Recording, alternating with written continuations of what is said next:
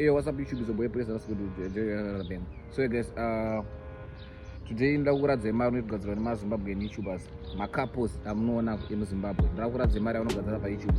For example, ana Taiti, Rain and Anisona, Kim and Tanaka, and Lolo and Nyat family, VS the Phoenix family. Ndakuratidza mari yavanogadzira paYouTube. Ndakuratidza kuti vanoita mari. Ndakuratidza kuti YouTube inochinja upenyu. Ndakuratidza zvakare kuti YouTube inobada. So guys, please make sure you like the video, you watch to the end.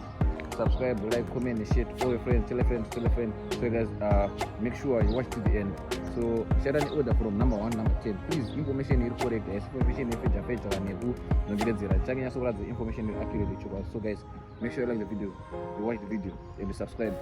Tisingapedzi nguva tengeni kapu inonzi Mr and Miss Phoenix. Ikapu inokwanisa kubata mari inoita 1,800 to 29,000 US dollars pamwedzi, zvichienderana nemapushiro avanenge vaita content yavo kuti vaipusha zvakadini. Zvichireva kuti izvo pagore vanokwanisa kubata mari inoita 21,800 to 340,300 US dollars, zvichienderana nekuti vapusha content zvakadini. Pakapu namba 2 tochipinda pana Taiti. Taiti anokwanisa kubata mari inoita 241 US to 3,900 US pamwedzi, zvichireva kuti pagore anokwanisa kubata mari inoita from 2,900 US to 46,200 US dollars, zvichienderana nekuti apusha content yake zvakadini. Iyi ndiyo mari yaanobata kuYouTube kwakega, zvichimisai panamba 2 maZimbabwean couples. Tichipinda panamba 3, pakapu yedu namba 3 tina Rain and Anesu vanobatayo mari inoita from 117 US to 1,900 US pamwedzi, kana kuti vanokwanisa kubata mari inoita 1,400 US to 22,400 US pagore, zvichienderana nekuti vapusha zvakadini, vatipa content zvakadini. Iyi ndiyo mari yavanowana paYouTube. Tichipinda panamba 4 nekapu yedu Denzel and Tapiwa. Denzel and Tapiwa vanowana mari iyo inoita 109 US to 1,800 US pamwedzi from YouTube, kana kuti pagore vanokwanisa kubata mari iyo inoita 1,300 US to 21,000 US pagore, zvichienderana nekuti vapusha content zvakadini, vatipo content zvakadini, uye vachibatsirwa nemusic industry yavari.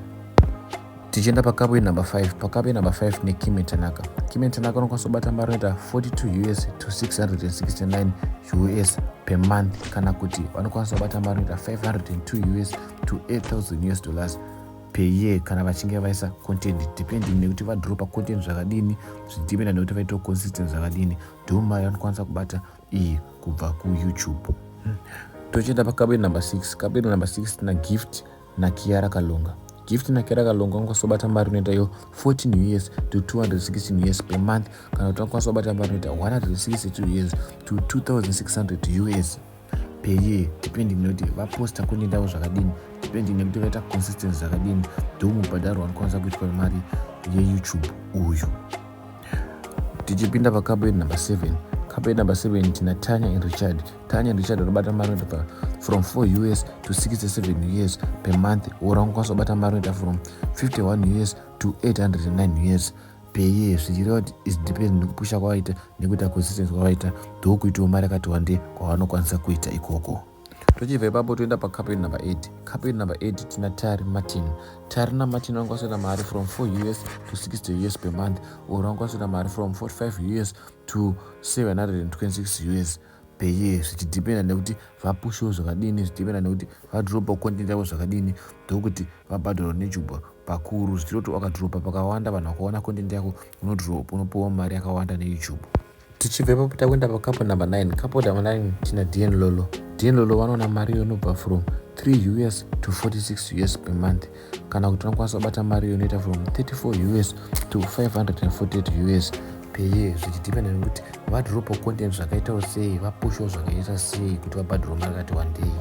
Then lastly but not on list tina Nyat family. Nyat family iyo iri kuwana mari inoita iyo 0 US to 0 US per month, zvakare 0 US to 0 US per year, depending nekupusha kwavaita zvakare, zvichireva kuti vananyati havasati vamonetizwa YouTube yavo.